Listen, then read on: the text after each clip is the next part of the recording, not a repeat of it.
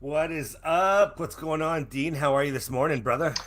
Oh, I've been better. I won't lie. Still a bit rough from the weekend, but yeah, I'm all good. I'm all good. Hell All yeah, gravy. man. How are you? We are all out. I'm doing great, man. It's great. It's a long weekend here, Monday morning, so I've got some work to do, but always here to chill out and talk about AEW. That's for sure. Yeah, we enjoy it, don't we? Absolutely.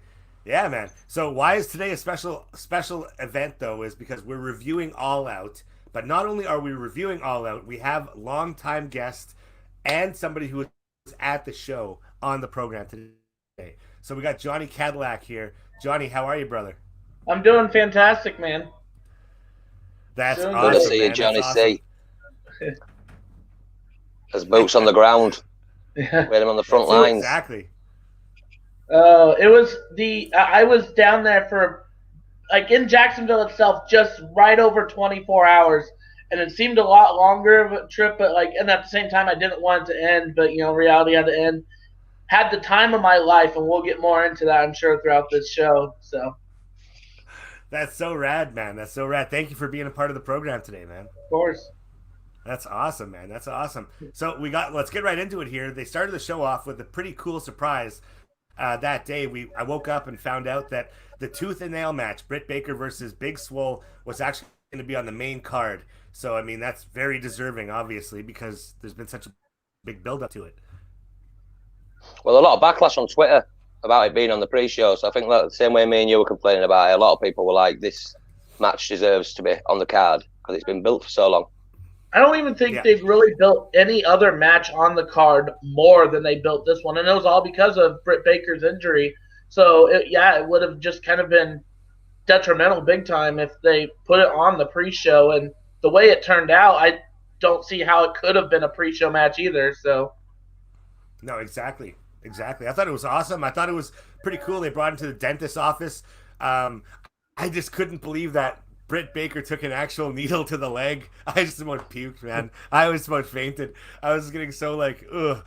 But I want to see them in a proper match, though, for sure. I want to see them in a yeah, proper in-ring match. Do you think this was because she's not 100% ready that they did this like this? that for me, that's most definitely why I felt. Britt Baker suffered a nasty injury as it was, and when they said, "Oh yeah, we're gonna do a match all out," I said, up until last Wednesday's Dynamite, I said, "Is there any way she's actually gonna be ready for it?"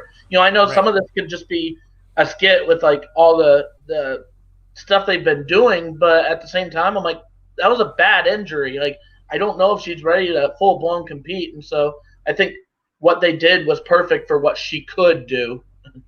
Yeah, it'll have been Yeah. filmed in like they could control it a lot more. It'll have been filmed in small sections. So like I don't think she's ready for a full match, like you say. Like there were no real wrestling moves. It was just lots of punches and then little set pieces. So definitely Yeah. designed to protect Britt. I just think it fell a little touch flat for me. I don't know if it a bit quick. There were some nice little spots in it, but I think Right. maybe just because of how much it's been built, I don't know if this felt like the culmination. But I feel like because Yeah. of the way it's gone, I think I would have had Britt Baker winning if it's gone to a proper match. So I'm assuming they're going to save that for down the line now, and that's why Yeah. Swall's got the comeuppance, the heel, face gets it over the heel sort of thing. And then when she's fit enough to get in the ring, we will have another match, and I think Britt will go over there. Yeah. Totally. So, Johnny, what was the energy like in the room there, man? Like, how many people were actually in, like, fans? How many people were there? So they filled it to 15% capacity. So I think the closest people we had to where we were sitting was like 4 rows behind us. And then come to find out, I didn't even realize until I saw a photo of it. But the people sitting closest to us was Izzy, that girl from NXT, and her parents. But Oh yeah, wow. no, it was. It was something else. I've never really had like done a show experience like this before, especially for a big name promotion where there was so little fans. But I felt like I don't know. I didn't see the emptiness at the same time either. So it just The like we were photos looked there. like you guys were We were there surrounded by ready for the people. show. What's that? Yeah, it looked like you guys were surrounded by people in the photos and the video. So, Yeah. huh, So cool. yeah. I guess maybe the camera just kind of didn't show the space between us as much. But yeah, Right. there's definitely like there was. We were the only 4 people in our entire row in our Oh section, wow. and yeah, and then I think the next closest to us was 3 or 4 rows behind us. So Okay, well, that's good. At least they're keeping you guys socially distant. That's cool. Absolutely. Yeah, for sure. So then we go into the Young Bucks taking on Jurassic Express in one of the most quickest, haphazardly thrown together matches on the card, I think. I liked it, though. I had a good time with it. Yep. Luchasaurus, dangerous as always. What did you guys think of it? Johnny, how did you think of this match?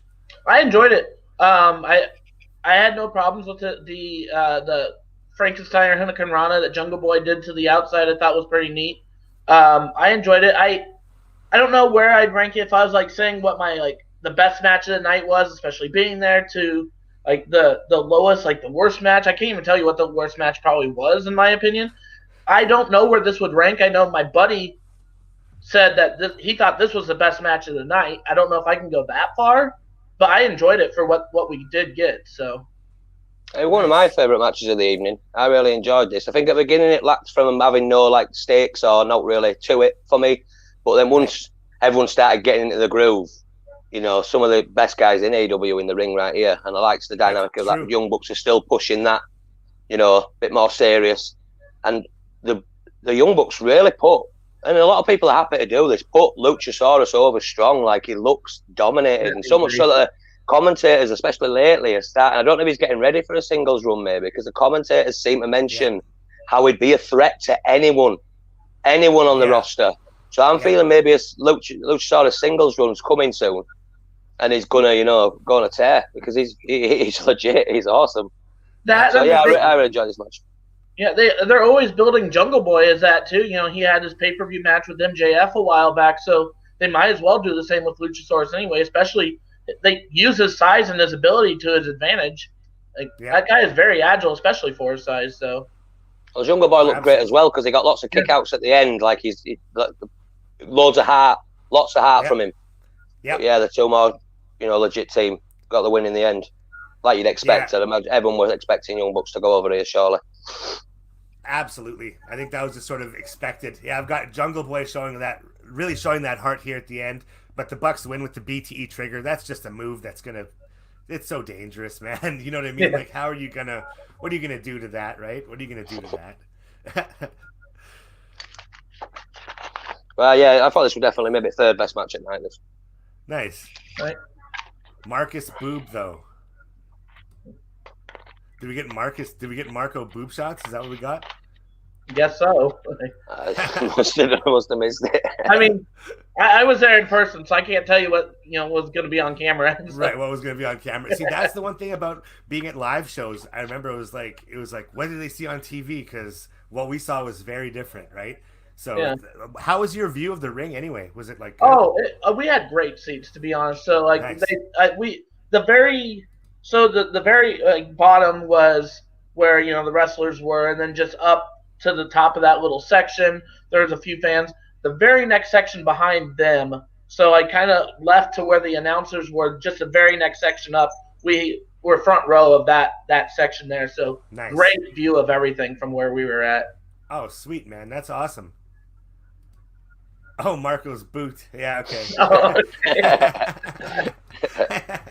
Just like we're all like, whoa, what did we miss here? What's going on? All right, Casino Battle Royale or Battle Royal. This was good. I liked it. Good God, though, I feel so bad for Matt Sydal, man. Oh, Matt Sydal to be the last one in, to be his big spot, his big moment in, and it's like, here we go. And that rope, though, we've seen that rope. I think it slipped on a couple of people there. Eddie Kingston got dropped on his head. Darby Allin in a body bag, though. I didn't think that was even going to be a real thing. When he it looked safe, did it? It can't be safe that just to be thrown blind like that. I think the doctors looking at him afterwards. So like how are you supposed to put your hands out or like? So I think he's probably landed on his head. So it was a bit unsafe, but Darby Allin's probably like, no, that's fine. Let's not fine, forget the fact that there was thumbtacks in that body bag too at that moment. Yeah, exactly. And all the ones that were still left in the ring. So like Will Hobbs took a big bump in that area of the ring. And they didn't get really mentioned, but they were still scattered everywhere. Oh yeah. And everyone just had to get on with it. I didn't sign up for no thumbtack bump, Oh man, no, this was an insane match. like I said from the beginning, I wanted Archer to come through because he was a big man. I think we thought Cage and Archer were going to build into a program through this one here. I thought it was awesome that Archer eliminated Cage, and I just started yelling and screaming when Archer won this match. I thought that was so dope. But I just, for the time, I couldn't get over Matt Sydal in this match. I don't know how I felt about the finish of it though. Des having a bit of a glitch in the matrix there. Yeah. You're frozen, Des. Are you back? He's back. He's back. Okay. All right. He's looking on. Okay, there we go. All right. So Okay. my whole thing is, when I watched it in person, I didn't even notice Matt Sydal's big flop. I had to go back and see it afterwards. But no, what I was saying is, I'm all for Lance Archer winning. That didn't bother me. I did think it was a little bizarre that it came down to a heel versus a heel in the end. That was a little different to me. And then the spot with Jake and that bag that was supposed to be a snake, and I think was he trying to scare Eddie Kingston? Like that was odd. That was very odd. And, I mean, kudos to Lance Archer for pulling through, and they had Butcher and Blade come out again, and that he still made it and won. But just I don't know, that spot with trying to scare Kingston with the snake bag, like I don't think it worked out well, at least in my opinion. No, it would have been janky, definitely. It would have been janky. I thought, just like obviously they had pick cards to decide. I think to take that metaphor a bit further, is like they got lost in the shuffle, a lot of guys in this fight. I don't remember a single thing Pentagon did, and he's like he's got to be one of the best in the world. There's a few that didn't really. The only person I really noticed was Lance, and that's probably on purpose. He got the most eliminations, I think, with 5. Right. But so I feel like a few people got lost, and it could have been a bit left out there for me. It could have been a lot better. Yeah. But poor Sydal, because he came down hard, man. Oh, Yeah. God. Hard, he came down hard. God. But like you say, it's his debut, your moment. You're coming by yourself for the world to see, and then boom, what a botch! And it's not to say that Matt Sydal is a one-trick pony by any means, but that's definitely what the highlight is. He comes in strong with that shooting star press. Like, we were all looking for it, and it's just like, man, best laid plans, right? Best laid plans. Glad he's safe, though. Because this next match here, jeez. Can I just say before you get onto that, though, like, Will Hopsworth deserves a mention as well, because he's obviously a guy that putting a bit behind to see him again in this, and he did quite well. He looked well in this match, didn't he? So just let's give him a little bit of props for that. They're obviously high up on it. That's right. Good call. Yep, good call. Yeah, no, really, because he had a good showing for sure. And he had a good placement. He was kind of like the Keith Lee, the big guy, right? So he was kind of good placement in a match like that. Oh, Jesus, man. I don't even... Honest to God, I don't even know what to say about this match. Okay, so Matt Hardy got speared off of some scaffolding through a table, and his head, bounced off of... there was concrete. It was a concrete floor. It was one of those spots where you're wondering, even when it was done well, how is it supposed to be good for the guys here? You have a stadium right next to you with a grassy field. Why couldn't this have been on there, off of the post or something? You know what I mean? There's so many other reasons. I'm so conflicted about this. They should have just stopped the match there, I think. Match was delayed after that spot, obviously. I thought Matt died, man. Honest to God, he looked dead when he was laying there, not moving. Nice. It was not nice at all. It was very brutal. I think they should have just ended it there. And they even said, hey, this is unpredictable. What we do is unpredictable, especially in a match like that. I think that should have just been it. But the fact that they came back just was, I don't know, man. Wow. You guys, what was your take on this, Johnny?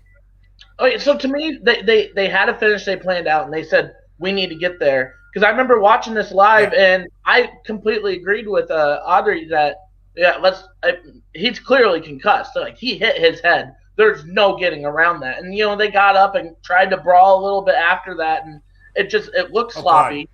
And he was falling all over the place, man. Yeah, it was bad. So I didn't disagree with throwing the match out there.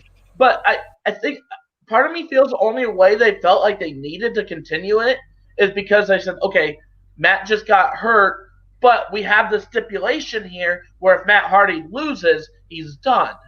And so I think had Matt Hardy not supposed to have been going over, they probably could have just ended it there. But I feel like they felt like they had to still build to the story, the overall picture of the match, instead of like having a backup plan of, oh, how can we bring him back later on? No, and then when they restarted the match, right? Okay, no, this get to the finish, which is exactly what they did, and it was just hard to watch because the whole time you're thinking this shouldn't still be happening. Yeah, well, it was uncomfortable, and like you say, it's exactly because of that, the stipulation of, well, they couldn't have Sammy win via this way because then Matt, he has to leave, doesn't it? But he did pass the concussion test apparently, but it's like I don't care if he passed one. Like when it first happened, obviously the tables, you had 2 tables, they were set up way too close to anticipate for the fall. So obviously they've only caught the back of the second table, and his hair, it's concrete. Yeah. There was no give at all. His skull gives before the floor does. Yeah. He was out. Yeah. And obviously he tried getting up and like he couldn't even stand. So then that's when Aubrey got involved. She threw the X up. We saw that and we're like, because he's seriously hurt. And then I just thought they would just end it there. So I was shocked when they let him. But they must have apparently a doctor off camera do a concussion test, whatever they do. But definitely motivated by the fact that they needed Matt to win. So obviously this match was supposed to go a hell of a lot longer, and that would have been the end spot anyway. But when they were climbing, he could barely even climb. Sammy had to climb back down to pull him up. And I imagine Sammy would have gone a hell of a lot further as well. I imagine they would have gone right to the top of that. But it was just a case of I don't think he should have. It should have been allowed to go back to it. And I think a lot of it will have been motivated, like John says, about the fact that Matt Hardy can't lose the match. Yeah. As he'd have to think, but then just postpone just match, call it off. Right? Just call it off. Yeah, don't have a winner. Don't like Sammy's won. Just have it like, can't continue. We'll do it another day. Do the broken video feed where it's like technical difficulties. Sorry, everybody, we're gonna be back. They'll finish their match soon, right? But Matt Hardy's safety is most important. That's what they got to say. Yeah, as fans, we okay. Yeah, right. I would have been totally okay with that, man. Yeah, fucking, it's the guy's safety. He's like fucking on the wrong side of 40, right? Like, let's do this, No, I mean, I think the kid side of Johnny Cadillac would say, "Oh no, like we can't end it there. Like no, they had to keep it going and everything. Like we need an answer here." But then the adult side, who knows concussions and knows the relevance of them, is like, no, that be done. Yeah. Just wait for the next one, right? Live to fight another day here, because like that's brutal. Like, and especially with Reba there on Twitter, she was not happy. She posted the conversation of the text that she was having with Matt. That's crazy, man. She was pissed. Yeah, she was very pissed, man, and rightfully so, because that was not cool, man. Not cool. What if it fell off that scaffolding at the end? For the spot, the final spot that they rushed her. The final spot that they rushed her so he could get the win. What if it fell off that scaffold? Yeah. Because his head went. What if it fell? Yeah. Who knows what could have happened? It could have hurt Sammy the butt. It's like, like you say, we're adults. Exactly. Even the kids can be explained why, it had to end. Wrestlers' safety first. So it just have the made me, it was uncomfortable. And it did take a lot away from the show. I think, overall, because it wasn't a nice moment. It wasn't nice that he carried on. And they're getting a bit of heat for it, and rightly so. We love AEW, but it's like, no, you deserve any blowback from this, because you shouldn't have let it happen. Yeah, and I'm assuming Matt, because you know what people are like he'll have been going, no, let me do it, but it's like you can't let, you've got to step in and say, no, I don't care what you want. Yeah. I can imagine he will have wanted to finish the fight. Yeah, but I bet because it will have been. And then, but they say he's passed a concussion test, but I don't know what that involves. But still, he couldn't walk like seconds before. It doesn't matter. It doesn't matter. No, and so it would have been enough. I think it would have been too quick. So, and I did go back last night. I watched the pay-per-view version of this match, and I guess they were saying on commentary that Matt Hardy passed a concussion test because he verbally said, "I'm fine, I can continue." Like, you can't use that as like a relevant thing for a big test like that. You just can't. No, because wrestlers are nutters, aren't they? He's going to say stuntmen, crazy. Of course, yeah. That's why there's referees. That's why the referee's word is supposed to be final in these doctors. Things. Mm-hmm. Doctors, doctors. Exactly. The doctors, yeah. So I'm a bit of a shame it's carried on. They should have just ended that. We could have had that match down line and no one would have cared. Nobody. Yeah, exactly. It would have just been like, hey, they give their all. That was a brutal spot. Let's end it right there. And It'd have added more heat as well. Like, it'd have added more to the feud. So, Do you know, to going forward to say, oh, we yeah. couldn't even have a match because of this happened. You know, I'd like to say Sammy dislocated his shoulder in the same spot. That's what they should have done. Boom, they both can't compete after that. And then it would have added more to it, like more fire going into the next one. The match they couldn't even finish before because it was so brutal. Here we go again, you know? Exactly. I could have just faded out on them both under the table. After that first table spot, they could have just faded out and said, okay, we're done. There we go. So then we got Shida taking on Thunder Rosa in the title AEW women's title match here. I honestly didn't see Shida losing this one just because of the title implications. And what can I say, man? Thunder Rosa was so impressive, though. I really hope that with NWA's hiatus or however this goes, that we see more. Like we're seeing Ricky Starks, we're seeing her. I hope we see more of them come in because honestly, it's a lot of good wrestlers there. So I was really happy with this match. Obviously, Shida retaining wasn't a surprise to me, but I thought it was impressive for sure. Johnny?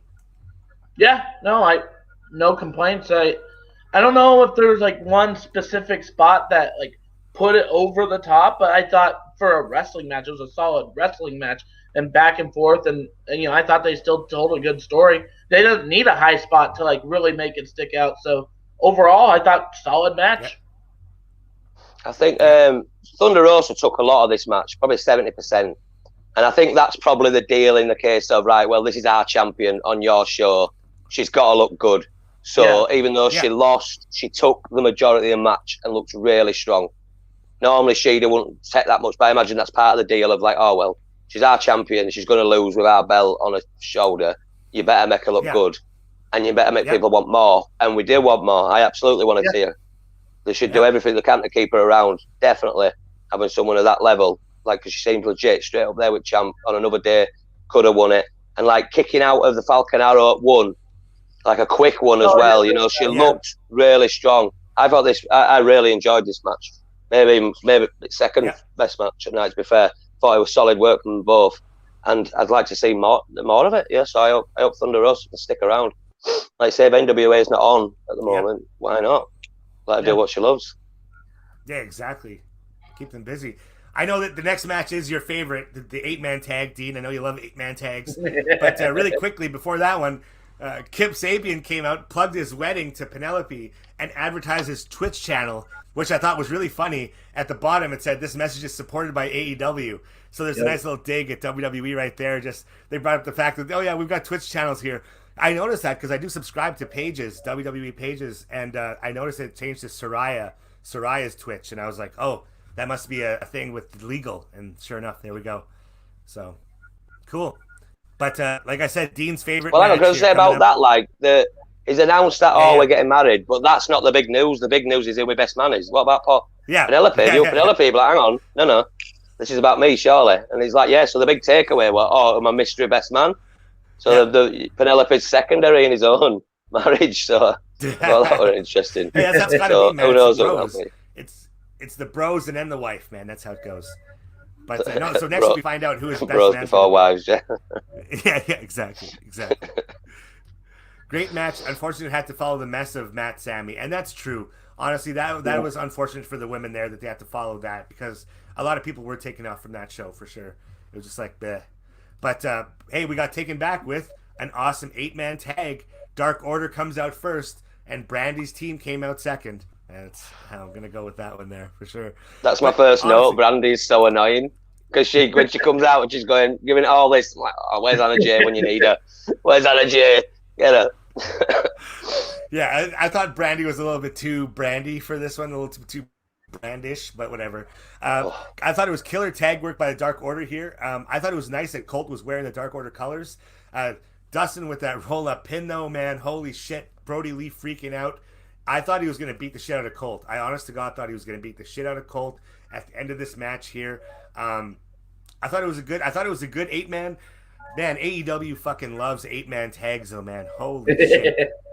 Like, seriously, just loves it. I don't know. Johnny, what do you think of the action in this one? I enjoyed it. I mean, I thought it kind of got a little dry at times, but I felt like again, not going to say, I know this was Dean's match, but I'm not going to say, it was anything like over the top. I'm not going to say like any of that. I thought, oh man, I thought the finish was too dry. Like it was a schoolboy, and I okay, and I was not surprised to see Colt take the finish.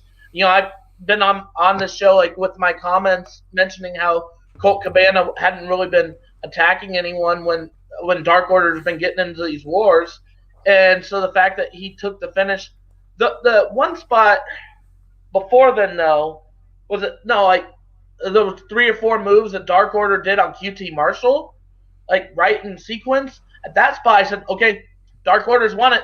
That's the end right there. They can't. None of his partners can come in. Dark Order's got them all grounded. This is it. And so QT Marshall kicking out, I thought that was cool for QT Marshall. That was probably the highlight of the match for me. And then I just felt like I felt it was too dry of an ending, to be honest. Felt the right man got pinned in Dark Order for the bigger story, but the finish kind of disappointed me. Why was Scorpio Sky in that match? It was in the ring for about 15 seconds in total. We were saying last week how he's just thrown with these guys for the sake of it. He literally wasn't in the match, and you could see his disappointment when it were over. He just walked away. He didn't turn back towards the cameras, anything. He's just like, he deserves so much more. Yes. Because I thought, right, they've kept him out of match forever. He's going to be the difference maker, the one, like, legit guy on this team who's been established, but nothing from him. And like you say with the finish, Dark Order had it won. And then Dustin rolls him up. And then after the match, he's got this fire promo. We did it. This is for everyone. This is for Cody. It's like, dude, calm down. It was a roll-up. He didn't win definitively. You literally lost because he went for one extra move. It wasn't definitive at all. And then to have the match between why wasn't this on Dynamite? This was a Dynamite thing. And then the match coming out of it would be a TNT title match with some heat and fire for the pay-per-view. Yeah. So I don't get why this was on. This should have been last week on Dark, leading into a Dustin versus thing. But yeah, just janky. I don't know. Like I say, the most interesting bit were afterwards when Brody Lee's clearly pissed off at Colt Cabana, and I thought he was going to beat him up right then, but he didn't. Yeah. And I thought he's like, come on. So I figured, right, they're all leaving together, but they didn't. Evil Uno, I thought, right, well, he's going to knock him out then. Something's going to happen. Yes. And he picks him up, but there's been nothing between Evil Uno and Stu Grayson and Colt. They've been separate from that, like it's not their bag. So for him to be the one to pick him up, is Evil Uno maybe planning a military coup? My buddy told me there he wasn't at all surprised to see Evil Uno pick him up, and he said it had a lot to do with what they've been doing on Being the Elite, and which I wouldn't know as much. I know watch it. When they did like that Brody Lee celebration when he won the TNT title, and Evil Uno really took a lot of shit from them there. But I think that's probably it was a picture of a combination of the two of those. But to my friend, it made all the sense in the world. To me, I'm like, okay, I'm a little lost here, but okay. Well, I don't watch it, and they shouldn't assume that I watch it either. Yeah, they shouldn't assume I watch it. Yep. No, totally. So, if they're doing character building and development on a different show, they should at least recap it and say, or at least make a mention on the commentary and be like, oh, Uno, just like we saw on Dark last week, blah, blah, blah, blah, blah, or on Being the Elite, he's doing this. Yeah, perfect. Make that bridge for us. Terrence says, Dean loves multiple men in the same small space. It's so true. There's worse things, isn't there? Oh, there's worse things, isn't there? All right. So now, honestly, though, for me, so this is definitely, I think this is the highlight of the night for a lot of people here. Omega Page taking on FTR here for the tag team titles. And I got to say right off the bat here, AEW, well fucking done on delivering on what you said you were going to do and put a focus on the tag team division and make this thing matter, because holy shit, I don't think any outside of Brandy Rhodes and her action figures, I don't think I've been more invested in anything else here on AEW programming. You know what I mean? So I think this is well done. Do you trust a man with fringe on tights I don't know, man. JR's got some fucking comments sometimes that are just like, holy shit, eh? I liked his ring gear. I liked him in the long pants. I liked it too. Look from him. I liked it too. I liked it too. It reminded me of very like Shawn Michaels, almost kind of warrior. I like tassels. I like fringe. You know, I like that shit. I thought it was an amazing wrestling match. Of course, I've got my notes here. Hangman and Page. The story will develop tonight. I hoped. Both teams. It's hard to choose a winner here, honestly, because I thought it could still go either way. But I wanted FTR to make that click. Like we said, we talked about it for so long here. It was the night. Fuck, man. There's Great Enar Falls Nail Biter. Great Near Falls Nail Biter. I was typing so fast I was trying to not like look away. Yeah, wow, man. I fucking love this match so much. There was so much going on. Johnny, what'd you think about it, man? Right, so right from the get-go, what I appreciated more than anything else, because I was a little worried, is the fact that Hangman wasn't hesitant to go against FTR. And I was worried about, like, if there's going to kind of be tension, if he was, like, going to be hesitant to hit them at first, because, they got their little, like, buddy ship backstage with the, drinking at the bar and everything else. So I said, is Hangman going to be hesitant? He's got his championship to defend. Ideally, him and Omega want to retain, but he's got his buddies, FTR and as their opponents, where Hangman helped them win the gauntlet in the first place. So I was a little torn. I said, what are they going to do? Please give us a match. What I was hoping for going into there is that we were going to get a hell of a match, and then my honest thoughts was hell of a match because these four athletes are amazing, and then tell the story at the very end about if there's going to be some sort of shakeup. Because my money was on FTR the whole time, and then the bigger picture was what's going to happen with Page and Omega next. And I said, please give us a match that we all deserve, that we all want. This is a pay-per-view. This isn't Dynamite, to what Dean was saying earlier. Give us a pay-per-view quality tag team match like I know the four of you are capable of, and then tell that other story afterwards, and that's exactly what they did. So I was very pleased. I thought I enjoyed the match, but I don't think it were a classic by any means. I mean, I did like the dynamic. When it comes to two single guys versus established tag team, the tag team should win. And obviously, the stories like Hangman and Page, Hangman, I don't know what you've done, Des, Hangman and Page, Hangman and Omega, have been so good that they overcome that. But it was like this where you saw they were reluctant. They worked together, did Omega and Page, but not the one in complete sync like FTR were. They were using everything to their advantage to get the one up. Yeah. But I don't know if it took away from FTR when Hangman had a visual roll-up pin for about 8 seconds.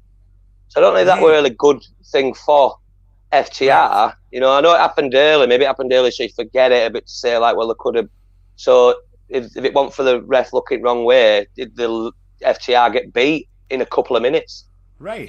Yeah, I remember which is effectively what happened. They lost within a few minutes, technically. Yeah. So I don't know if that does anyone any favours and stuff. They had to finish strong though with the 2 spike pile drivers, didn't they? But I thought that the relationship between Page and Omega would be their downfall. But thinking about it, that'd take away from FTR's win, wouldn't it? If they just I know there was a mistake with the V trigger, but that was just a genuine mistake. Whereas you wouldn't want them infighting. That would take away. It'd feel like they'd lost. So a bit like it'd feel like they'd lost as opposed to FTR's win, and it was important that it was clean, regardless of the fact that they actually had a visual pin earlier in the night. But I think that was the idea for FTR to be go over clean. Yeah. And then before we get into post match, we'll have what Des thought about the match itself. I thought it was fucking. I thought the one point here I had here was when Hangman was doing this cowboy shit and he was about to moonsault out, but FTR moved, so he did a swanton instead. Fuck me, man. Hangman is just amazing. I can't wait to see him versus Kenny. Honest to God, man. These guys are going to put on some fucking barn burners, man. You better win. Man, there's just craziness here, man. I love it. But yeah, holy shit. Talk about a match I just totally enjoyed. I think this was my match of the night for me. I enjoyed it a lot. I will go on to say, as far as a match, move for move, I'd say it was best match of the night for me too. I will not say it was my favorite match of the night. We will get to what my favorite match was and why it was for me. But I said, as far as like the wrestling match and everything, the point, it was toward the end of the match where it looked like Hangman was going to accidentally do his lariat onto Omega, and then he stopped himself. Because we're like, oh, this is going to be where that turn starts. He's going to hit Omega. It's going to be the miscommunication is going to lead to the downfall. But he stopped himself, and then he got the V trigger like shortly thereafter. So that was something that kind of caught my eye. I said, oh, it's the exact opposite of what I thought they were going to do. The finish was a little odd to me though. Of the match, like the match itself, where they hit the spike pile driver on Hangman. I said, well, that's it, and then he kicks out. And then they just kind of do it again, and then it was over. So that was a little odd. It wasn't bad, just a little odd to me. I think it's just keeping them strong in defeat. You know, like it takes a lot to. But this is why they've been the dominant champions and such. But but they couldn't so take I think another one. probably that. Yeah, I've got this Hangman kicking the Mindbreaker. Holy fuck! Wow, so much that assisted Bulldog out of the ring. Crazy tag match, exceeded my high expectations. But yeah, that second spike pile driver, it's like, holy shit, okay, new tag champs. I thought that was awesome. Wow, though, man, Kenny not helping Paige and leaves. He wants the Bucks to come with him. They don't, so he took off. Like, that was, what an ending there for the Elite. Like, this is exactly what it should have been, was just this whole meltdown of, you're coming with me, come with me. They're like, no. And he's like, okay, well, I'm leaving. And he just took off. And it was like, holy shit, right? Like, the whole thing. I love the story they've been telling here, and I can't wait for Kenny. I thought Kenny was going to freak out a lot more than he did, honestly. Yeah. Well, he had the table, didn't he? He had the little table to start with. I can say that, yeah. He threw that in the ring. He was ready to use it, and then he like kind of had a conscience speaking to him, and he's, oh, I can't do it, so he throws it down and then storms off. Like, oh, that was great storytelling. Well, before that, like, Hangman falls towards him, and he steps aside to not catch him. That were nice, and then he left, which I thought were a nice little touch to leave Hangman in the ring down, lost his belts, and now he's got no one thanks to his actions. But it seems like it could still be morally justified if Kenny's the one that goes a bit crazy off of it, which seems like the way it is. Like you say, he's left going, we're going, things are changing now, back to the way it used to be. Asking Bucks to go with, they said no, but he's still left. So, obviously Hangman and Omega could have a good feud that lasts over a few pay-per-views, if you ask me. Oh, absolutely. Yeah. Because who deserves to win that? Like, personally, Hangman's one of my absolute favourites. I'd love him to go over. And if Kenny Omega goes full, like, cleaner heel, then, and they can have Hangman, you know, remorseful redemption arc of wanting to make it up to people, you know, like the Bucks and like that, and just could be the biggest babyface in the company. Yeah, totally. Man. So it's not, after what they've been through, it's not a one-match feud, that is it. It should be a saga of matches. Absolutely. And I'm well up for that. Oh God, especially with the build they've been having to this man. I mean, the only other build that's been bigger has been the Brit Swole feud, right? So. Yep. Oh man, but yeah, that was fucking good. I thought it was a very nice ending to that chapter. We got new tag champions now. They said they could fight the Bucks for them. I hope FTR keeps it for a while. I hope they're not just going to transition from one elite team to the next elite team. That'd be fucking brutal, but we'll see. We'll see. All right. I imagine FTR will have it for a while, like, you know, to establish their own things like the tag teams, you know. Yeah. And they're saying they're the best in the world, so at being tag teams. So I think they'll have a decent stretch. I hope so for sure. Mimosa Mayhem. Bucks Fizz battle. It's even orange. All right. Well, I mean, because our show is orange. We've been building up to this. The show has been building up to this match here since we started it. That's why we chose orange. It's because we knew. All right. Orange Cassidy versus Chris Jericho 3. Code breaker to start the match. I thought, what if, right? What if that was just it? And it was just this really fucky end to this whole thing. I was like, whoa. But he kicks out of it. Man, my God. And those two huge vats, those cool like hot tubs of mimosa, I thought that was pretty cool. It's cool that Jericho even shared his notes on Twitter and stuff on social media Yeah. of what he wanted the match to look like, how these big vats of juice were going to be there. Fuck me, man. That drink tray that got shattered on OC's head there, man, that like shattered, man. I have one of those drink trays, the plastic ones, and I'm like, how the fuck hard would you have to hit somebody to shatter this thing, man? So that was pretty cool. I had a fucking great time with this match. Honestly, I know that obviously Chris was like hyping it up like fucking crazy. This is the coolest thing he's done. Just like the last thing he did was Chris Jericho has become like the weed dealer of wrestling matches to me now, where every match is the biggest match he's ever had, just like every fucking kind of weed is the biggest kind of weed he's ever had, right? And I love it though because he delivers. It's not like you can't dispute it, right? I saw, like I said, I think early on I said I saw Chris Jericho taking a dunk in this match. I'm happy I wasn't disappointed. It really did. This match brought a lot to me here. Those little janky tables they had, I would have. What's the fucking wrong with using good tables? You know what I mean? What's wrong with using good tables? But I don't know. Johnny, what'd you think of this match? I mean, I thought it was okay. No, okay. I'll be honest, like the first half of this match was, I was distracted. My phone was blowing up because of something that happened in Jericho's entrance. But, no, I enjoyed it. Everything about it. I thought the story was great. And, I mean, even starting off the match with the code breaker, like you said, I was like, oh, there's a code breaker there. Oh, I have 4 more people texting me now. And so, I mean, should we just go ahead and say the moment that happened that like tell us so to me? Say it, please. So, tell us what happened. Okay, we all know each other through the Jericho Cruise. Like that's where we all kind of our friendship started. That's where Walter and myself, like that's where our friendship really started.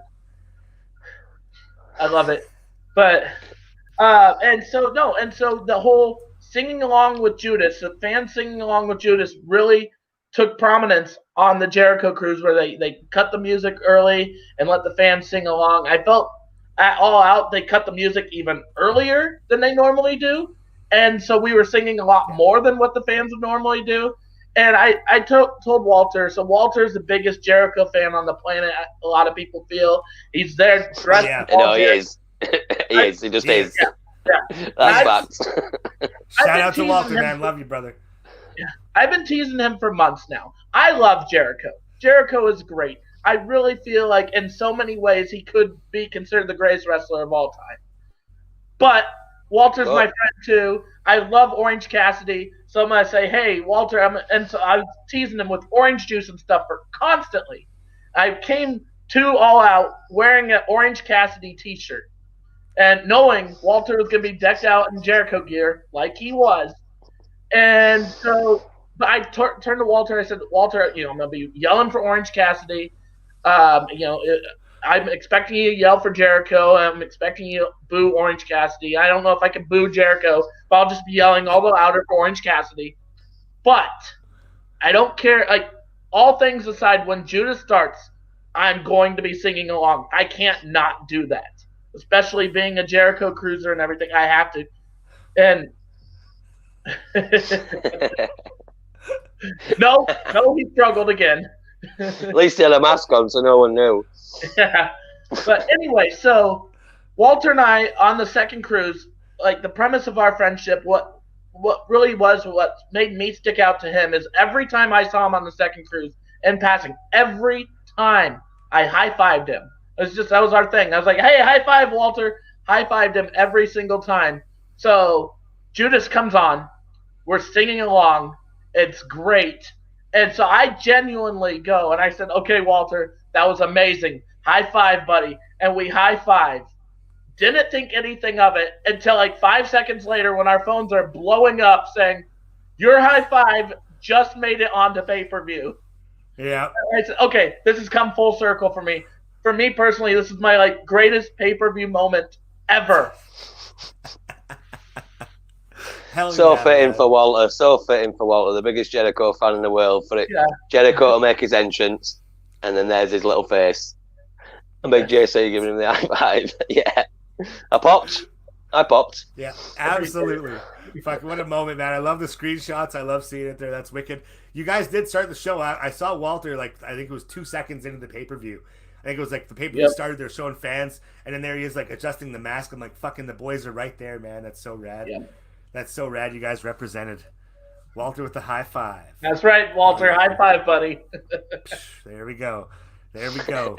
Awesome. So now the actual match itself, like, wow, man. Like I said, it was a great time. What was it like seeing it live? Was it like, what was the experience like live there, John? It was incredible. I felt like if there was one match the fans were like the most invested in throughout the night, it was this one. And like not just with the whole Judas sing along, but we were talking earlier with Britt Baker and Big Swole about the story they were telling, and these guys were right up there, maybe even more so, like with just months and months and months of a build-up, culminating in this match, this first ever match. I thought, yeah, it was just incredible. It was an incredible feeling. I feel everybody there was completely invested, especially those who were not on their cell phones, so all but two people. And then even, there's a point where we said enough's enough, like, thank you. We appreciate the fact that you saw us on pay-per-view, but we got to enjoy this match too. And we were still able to. So thank you that the match was not over right after that initial code breaker, because then I would have been very disappointed being distracted the whole match. But no, I thought that power bomb through that little table on the outside, I actually cringed. I was okay. Because of the ice bucket, because of the metal ice bucket on top. Yeah. I was like, whoa, yeah, watch out. Yeah. And I also enjoyed where Jericho had the walls of Jericho on Orange Cassidy. He gets to the ropes, and we can't really stop it. It's no disqualification. There's nothing you can do. And he goes, okay, I have a new strategy. And he takes a pitcher and puts some mimosa in the pitcher and splashes it in his face. I said, that was genius of getting out of it. I loved it. Taryn says she's the biggest Jericho fanboy. Walter, and he knows it. Not Walter. It's not Walter. Taryn, I've got to start work now. That was great. Des, stay high in life. John, we love you. Dean Christ, stay handsome. You beautiful fuck. You beautiful gorgeous. Love you, Taryn. See you later, beautiful. But no, and to her defense, that's why I said Walter's arguably or one of the greatest. Like, because I knew Taryn would say something. So. Disclaimer. You covered, John. You're fine. She's gone now. It's fine. Asterisk. That's awesome. Dean, what'd you think of it, man? The biggest match of the year, the rubber match, Jericho and Orange Cassidy. I just had a lot of fun. It was fun, wasn't it? And I think that's what it was supposed to be. And like you say, there's a lot of build for this feud. 14 weeks that we're pushing. It's been been a feud that we've been invested in. And like I say, Pop seeing these boys at the beginning. And it was just fun. I liked when he tried to catapult him over into the drink and stuff, into Buck's face. I thought that way. I just thought it was just fun. It was just fun. I enjoyed it. Like you say, the spot with filling the glass to throw in his face to get out of it. It was, again, fun. But yeah, when he did that powerbomb on that table, that ice bucket, man, I was like, whoa. Because I had a ball in as well. Yeah. Shattered. Oh, they were like, I hope all that were gimmicks, but it didn't necessarily look like it was. But I'm glad. I think the right man won. And I think Jericho is well okay with putting Orange Cassidy over. Absolutely. That's the spot. He loves it. He's been sharing that on every social media, right? Him taking that fall, that bump into the hot tub there. That's so cool. Yeah. Well, that's the only match that got spoiled for me before I watched it, because I saw a picture of him in it. No. So I'm like, I figured that's what had happened. I wanted that to happen, so I want to fuss, because I still enjoyed the ride. It's about the journey, not the destination, right? Yeah, I liked the aggression from Jericho at the beginning. Like you say, hit that code breaker, then he's straight going in for kill. I thought, he don't want to lose to this guy, and then it develops, and I had a lot of fun with it. Well, as Lee calls the Bucks Fizz battle. What the hell's a mimosa? Bucks Fizz. This didn't take away from Jericho at all, either losing. No. In fact, if you look at, he's in the corner, and Orange Cassidy goes for his version of the Superman punch, his punch, and it takes two of them. It takes two of them before it takes Jericho down. And I thought, if Jericho's going to put you over, you got to give it everything you got, and that's exactly the story they told there. So, yep, I thought it was good. I thought it was well done. Like you said, two orange punches. Jericho takes the dunk, and he is swimming.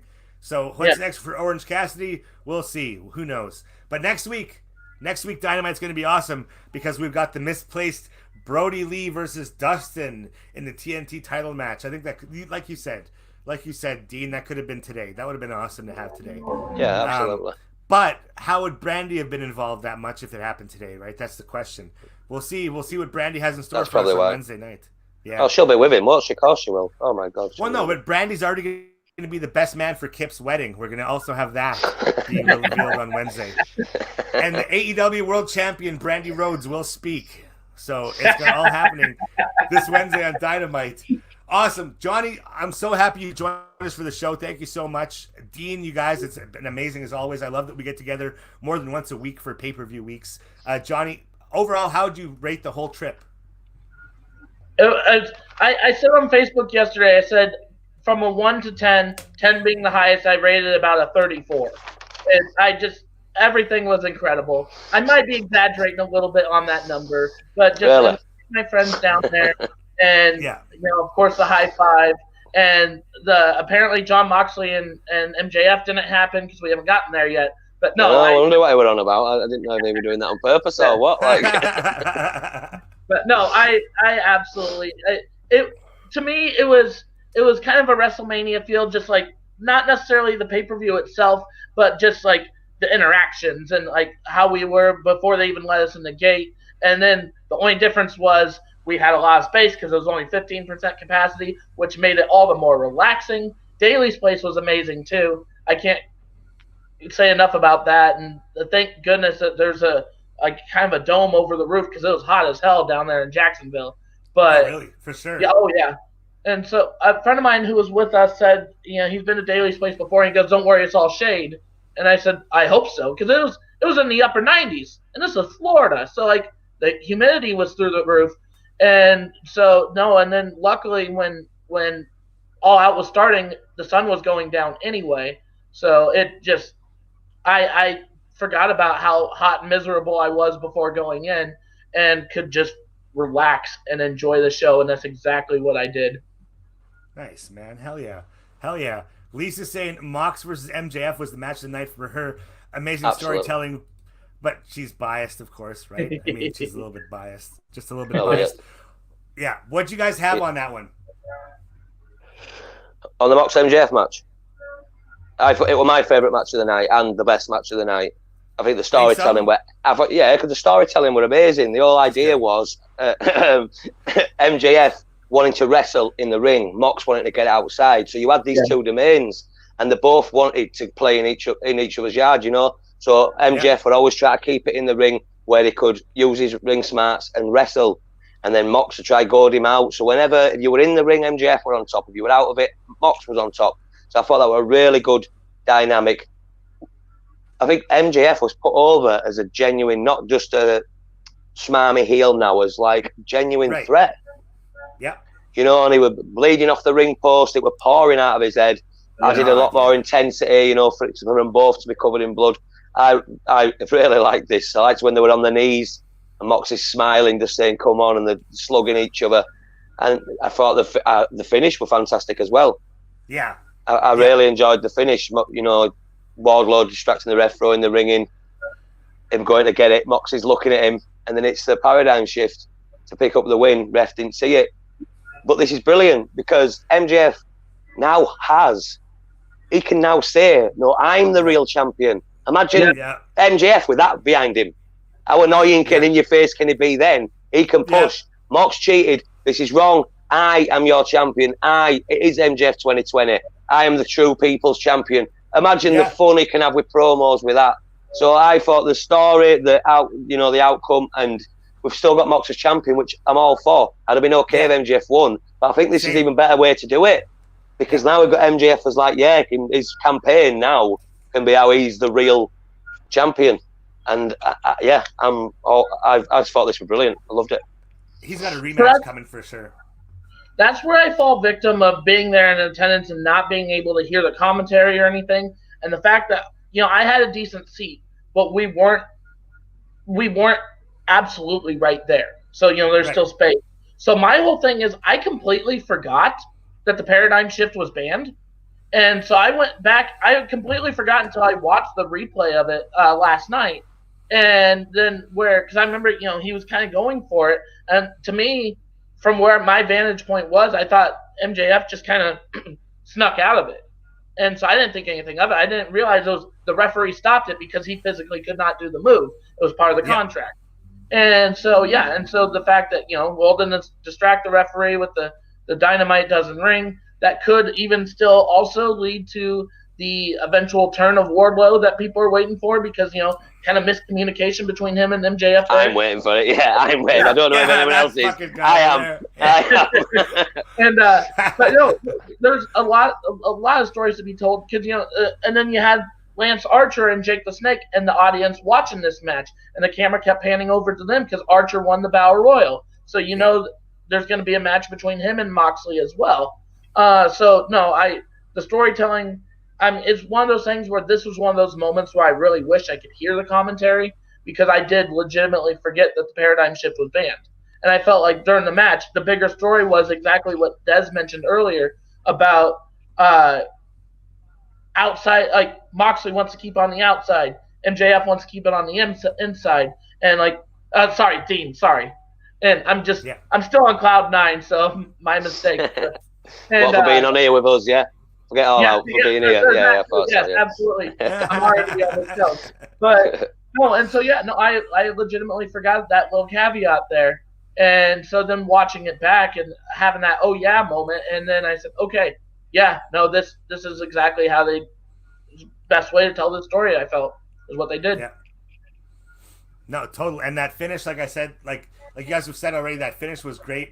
I loved how he's sort of reaching for the ring, and you get that camera pull back. And when Axel called him fucking Ambrose, when Moxley realizes the referee's got his back turned, it's like, oh shit, you're fucked, buddy. Like, bang. And what a move. Like, what a sell on that, right? Like, just right upside down.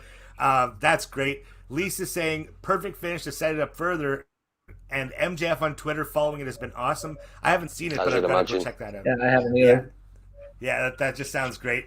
But, like, wow, man, what a finish to the match. And like you said, Dean, it gives MJF every single right to come back and say, no, this is exactly why I said that move was gone. We're going to have 2 referees, and one of them is going to be Wardlow. Something big's going to happen. That's going to be so good, man. Their story's definitely not done. Not done at all. There's loads of ways it can go. So, great way to end the show. Because I think overall, this wasn't the best show with its ups and downs. I think it was still a 3 out of 5, really. But this was a big match that I wanted to end, and it ended really well. So I went home happy, which is what you want from a show, because the storyline potential off the back of this is fantastic. And Archer versus Mox, that's probably the match you'd rather have if Lance Archer's going to win the Battle Royale. You'd rather he faces Mox. Yeah. So we've got that to come while MJF can do all his, this and that and other. Yeah. Be interested to see if the dynamic between him and Wardlow changes, if he try effectively, because Wardlow will try to help him cheat to win, not so it'll be interesting. Whenever you've seen MJF get in Wardlow's face, he's always sort of clicked halfway through, like, oh, he's a big dude, I best not push it too far.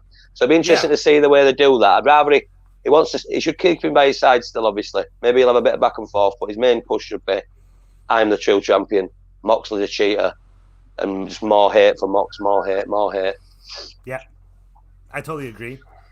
I mean, aside from the table bump, the Matt Hardy, Sammy Guevara spot really being a black eye on the show, I really enjoyed. I'm looking at the card. I enjoyed the other matches a lot. So we talked to the Wrestling Rockin' Tour. Pete Hurley said the same thing. He wasn't overly impressed with the show, but I had a great time. I mean, maybe it was because I liked the company I was with and I was just by myself.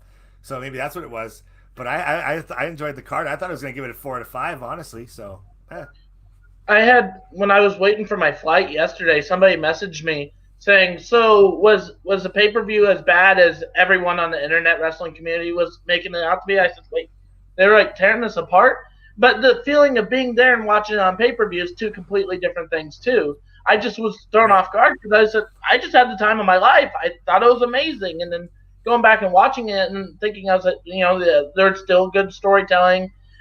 Overall, it was a great show. Yeah, there's some quirks. You didn't necessarily have the biggest matches, but I still, no complaints from me whatsoever. So, I just didn't. I think the tooth and nail match really didn't do out for me at all. You see, I think the 8-man tag should have been a setup for a pay-per-view match, not on a pay-per-view. Yeah. So I think that takes away. As much fun as I had with the Bucks Fizz battle, it still won out amazing, you know? Yeah. And I think, and the tag title match, didn't fully deliver for me in a few ways, and I don't know if it was just a touch too long for me as well. So I don't know, maybe it's just this side of pond is a bit different, I don't know. But I'd say 3 out of 5, but a good 3 out of 5, you know? But there were some good points. Thunder Rosa and Shida were good. Girl. And the main event, I really enjoyed. Don't worry, a good 3 out of 5. I love you. It's better than a bad 3 out of 5. Oh, jeez, that's good stuff. I mean, all bias aside, it is totally. I mean, I guess all bias aside, and especially because now I have gone back and rewatched it on pay-per-view and that too, I'd give it probably a little more than 3. I don't think it's as high as a 4, maybe like 3 3/4. That's so a good 3 out of 5, yeah. So, told you. Yeah. Oh, Dean, you're amazing. Right back at you, buddy. No disputing there. No disputing that. All right, guys. It's Monday. We'll talk to you guys again Thursday. This is going to be a good week. We get to hang out a bunch of times here. Johnny, again, thank you so much for coming on the program here. Dean. Thanks, John. Princess, always. We love you, John. We love you, John. Me too, guys. Dean Christ, the Prince of Podcasting. The Prince of Podcasting, Dean Christ. Don't forget, I'm on here as a ring announcer. I don't know when people start doing shows again. If you need someone, the voice of wrestling, right here, Johnny Cadillac, check him out. Wherever in the ether, you know what I mean? All the usual spots outside back alleys and stuff, you know. But yeah, man. You see that van parked out back of the wrestling show? Johnny Cadillac's in it. Awesome. You guys have a great week.